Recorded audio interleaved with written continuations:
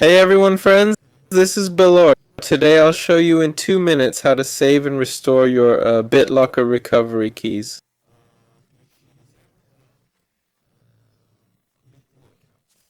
To do this, you first need to either save them or restore them.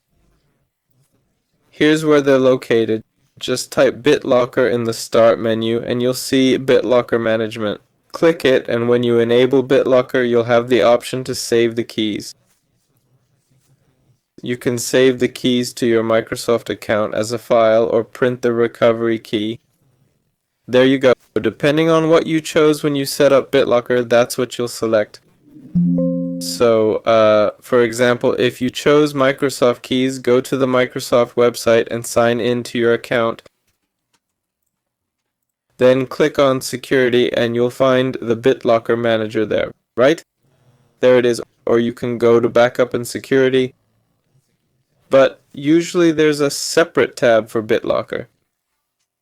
If that doesn't help, well, if you can't find the keys, you can also try using PowerShell.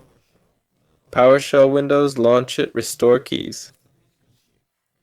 So I'm launching PowerShell and typing the command manage BD BitLocker. I don't remember, something like description essentials, protectors get, and disk.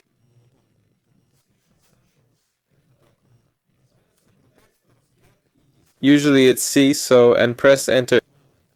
If you get this error, you need to run PowerShell as administrator.